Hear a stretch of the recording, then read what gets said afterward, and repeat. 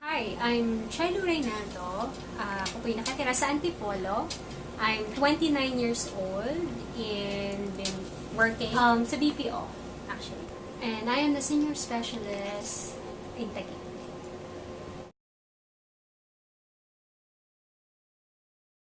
But lately, I always accompany yung parents ko sa kanilang check-up, and I do household chores, cooking, kinakampany ko yung mga aso ko for morning walk, and then yoga. Sometimes I do run, I read books, and I watch movies or Korean series. Depende sa type ko.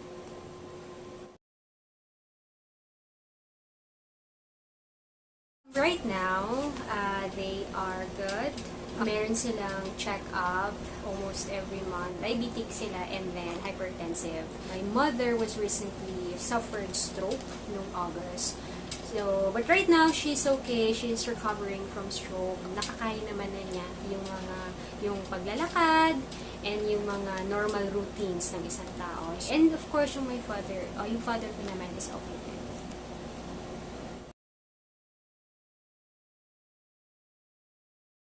Fast food, hindi ganun kadalas yung fast food. Siguro may mga once a week lang or twice a week. So, I'm really not into fast food, processed food rather. Gulay. Gulay, hindi din ako masyadong mahilig sa gulay. Mga piling gulay lang yung kinakain ko. Fruits, yes, mahilig ako sa fruits. Since hindi ganon ka-steady yung history ng family ko, because we have hypertension and then diabetes. So, gusto ko nang i-stop yon sa akin pa lang. So, I normally take medicines or vitamins, doing exercise 2 or 3 times a week, something like that. So, yun yung ginagawa ko para hindi ako magkaroon ng ganong illnesses. But critical illnesses, we don't have history. Alam ko, wala kaming history ng critical illnesses.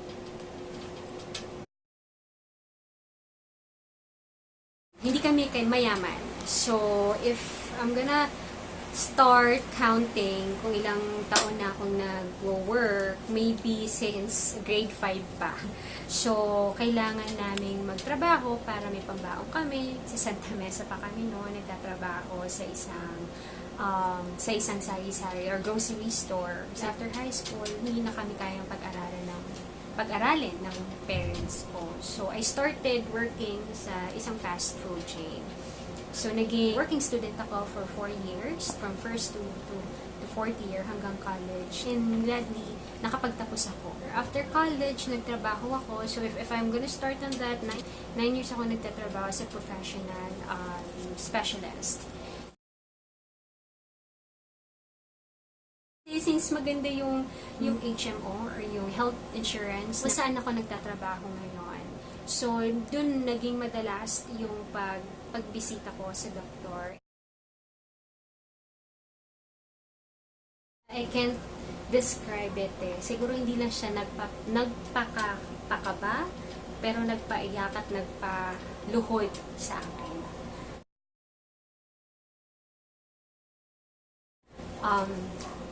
Ito ba yan? So, I was diagnosed na may breast cancer last September. So, I was alone. Yung sinabi sa akin ng doctor na may breast cancer ako. And hindi ko inaakala na yun yung meron ako or magkakaroon ako ng sakit, because first of all, wala kaming history ng ganon. I'm not sure kung sa pagkain, because the doctor told me na hindi naman din to sa food, sa genes daw to. So, ito na yung pinaka-worst part na nalaman ko na I have this critical illness. Na any moment, alam mo yun, na hindi ko alam kung kukunin na ba ako ni Lord or what. So, gumuho lahat kung ano mang meron ako. Pangarap ko, yung goal ko, Lahat. So, career, personal, love life of course, family. Nawala lahat yon. So, I was so scared kasi ako lang yung nakakaalam. Hindi ko pa kayang sabihin sa parents ko.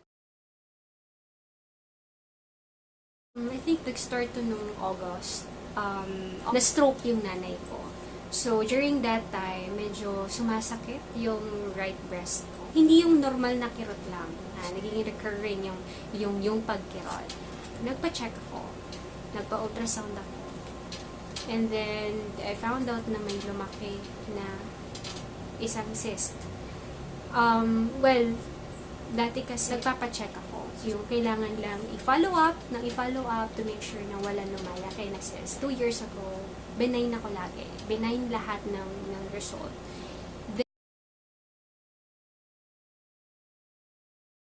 Last na consultation ko sa OB ko was noong February. And then, pinapabalik niya ako ng August, which is nung time na na-stroke yung mother ko, for another follow-up para magpa-ultrasound ako ulit. So, I did. And tamang-tama kasi may sumasakit na dun sa right breast ko. So, nagpa 2D, 3D ako sa isang ospital. And then, when I tried to go back na dun sa mismong OB ko, yung secretary mismo nagsabi sa akin, actually hindi yung doktor, na i-refer niya ako sa isang breast surgeon. Kasi hindi na benign yung result this time. So, may nakausap akong breast surgeon and sabi niya, kailangan niyang mag-request ng biopsy to check kung may possible ba na may cancer dun sa katawan ko. So, dun pa lang, kinabahan na ako. Kasi, unlike before, since benign nga yung naging result, this is the first time na biglang laki. For 6 months period, biglang lumaki yung cyst. Umabot siya sa 2 cm. So, nagpa-biopsy ako nung first week ng September. And then, after a week or 2, may nakuha ko yung result. Hindi accurate yung naging result. So, may nakikita silang negative, may nakikita silang positive. So, yung pathology doctor is nag-advise na i-remove na yung bukol. Last week of September, first time kong naoperahan, ni-remove yung bukol ko. September 23, to be exact. I'm so glad kasi meron tayong tinatawag na Magna Carta na pwedeng gamitin ng mga kababaihan pag may mga naoperahan na about sa reproductive, mga ganon. So, nagpa-Magna Carta leave ako. So, September 28, lumabas yung result. So, yun nga, nalaman ko na positive na cancer yung nasa breast ko. Isang malaking bukol. Noong una di ako umiiyak eh. Kasi, halos hindi pa siya pumapasok sa isip ko. Pero nung narinig ko na yung chemo, radiation, dun bumagsak yung luha ko. Kasi syempre pag sinabi mong chemo, mawawalan ka ng buhok, manghihina ka. Alam ko yung effect nun. Kasi ko kayang umalis ng ospital ng mga ilang minuto, oras, gano'n. Kasi feeling ko babagsak ako. So, yun I think ito yung laban na hindi ko alam kung pagtatagumpayan ko. Hindi kasi alam ng family ko, hindi alam ng lahat ng mga tao. Ang nakakaalam lang, boyfriend ko, mga kaibigan ko, malapit sa akin, na actually si Bobby yung una nakarinig, siya yung nakausap ko sa phone na may cancer ako. Una kong tanong, bakit ako? Mabuting tao naman ako. Wala naman akong, ang alam ko, wala akong tinatapakan na tao. Wala akong kalokohan ginagawa. Wala akong ginagawang masama. And then I just realized na maybe pagsubok na binigay ito sa akin, na isa pang pagsubok ulit. Sabi ko nga Lord, ang dami ko ng pagsubok na dinaanan. Bakit ito pa? ayun, after that, nung nalaman ko, sinabi na sa akin ng doctor kung ano yung dapat gawin, na para malaman kung anong stage, kailangan ko ulit magpa-opera sa lymph node, sa ilalim ng kilikili, para ma-check kung kumalat yung cancer sa kulane, sa underarm ko. But before that, marami din ako napagdaanan na lab test. Duman ako sa bone scan, sa creatinine, sa CT scan. Ilang beses akong pinasok sa donut na machine na kung anong tinuturok sa akin. Umabot sa 6 na turok sa isang linggo lang. Sobrang sakit. Kasi sobrang mababa yung tolerance ko sa pain. So, yung second operation ko is noong November 4. Tapos, noong November 11, nalaman ko na result ko anong stage ng cancer meron ako. So, I have breast cancer stage 1B. 3 yung kulane na tinanggal sa akin. Lahat yung negative during the frozen test period or during na nakasalang ako sa operation room or sa operating room. I'm so glad kasi negative siya. Happy ako, no? And then, after nun, ni-forward yung lymph node sa pathology. Then, noong November 11, nakuha ko yung result. So, aside dun sa 3 kulane, may sumama na maliit na kulane. So, negative yung 3 malaking kulane, pero may isang nag-positive na. Ang result is stage 1B. So, next naman ito, so after nitong 2 operation na to, ang next ko is chemo na. Ito yung kinakatakutan ko. Chemo ko is, sa Biyernes, bukas. First chemo ko, kahapon pumunta akong PGH kasi doon ako na-refer dahil yun nga yung mababa. Nag-PGH na ako kasi sobrang wala na, sagad na yung HMO. Actually, nung operation ko, second operation ko, nangutang pa ako ng pera para maoperahan. So, may mag-asawang nagmagandang loob na pinahiram ako ng pera. So, utang ko sa kanila yung pera na yun, utang sa kanila, utang na loob ko yun kasi hindi ko na-expect na may magpapautang ng ganong kalaki din. Utang sila ng 100K.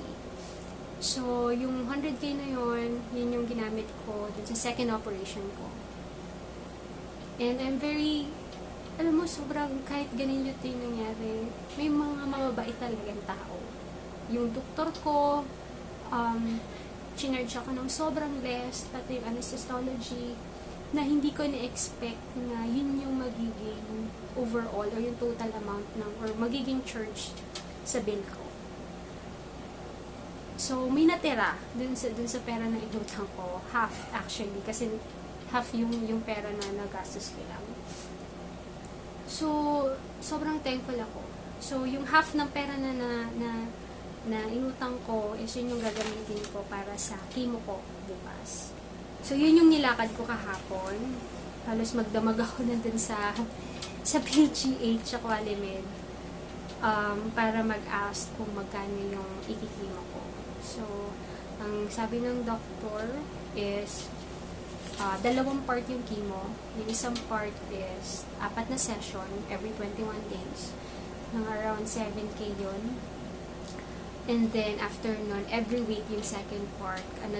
Yung second part nun is it's a different kind of dosage ng gamot. So, yun yung every week. Now, since malaki yun, baka ang kunin ko na lang din is another 4 sessions para 21 days. So, sobrang malayo dahil PGH tas tag-antipolo pa. So, yung magko-commute, diba? Sobrang layo. Na-try ko yan kahapon, to sobrang traffic. Nawalan ako ng energy. So, yun.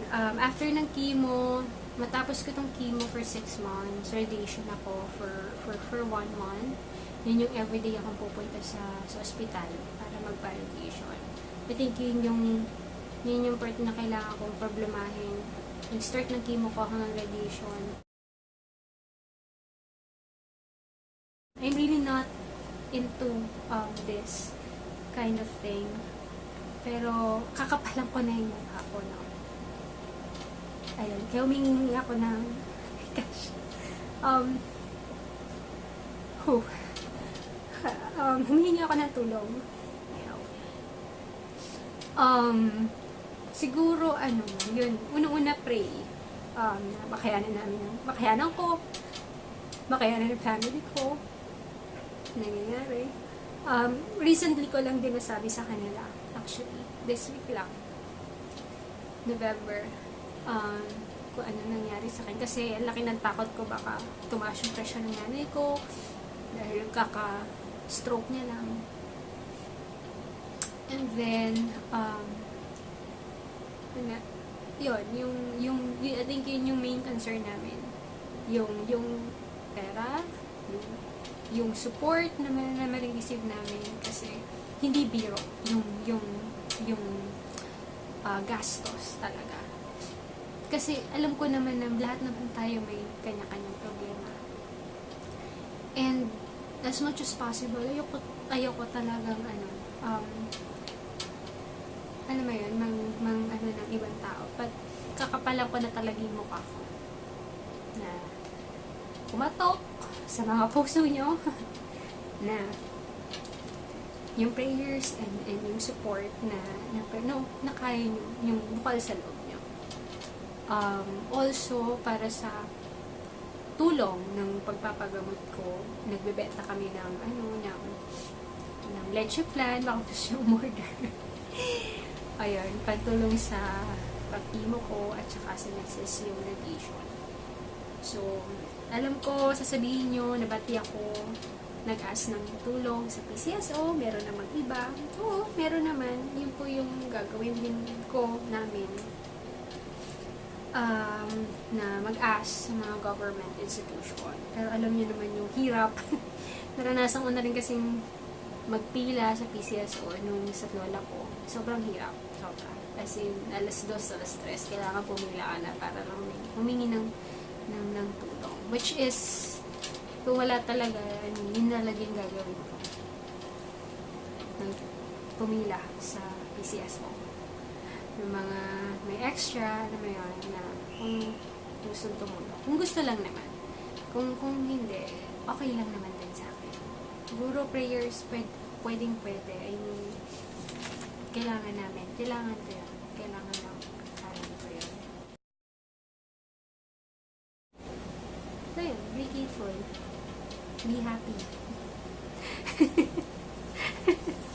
Ganyan yung pagiging be happy. Paano? Wala, no? Meron ako si Mang ako eh. Lagi ako si Mang. Anyway, yun na. I'm so happy. Thank you, Mags.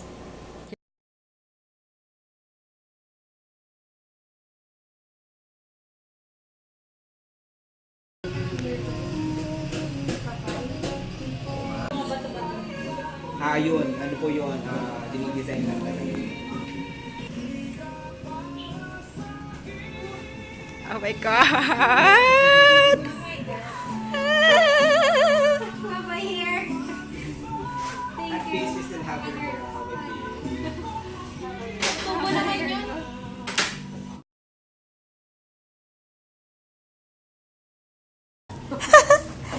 Ikot ka nga, turn ka dito.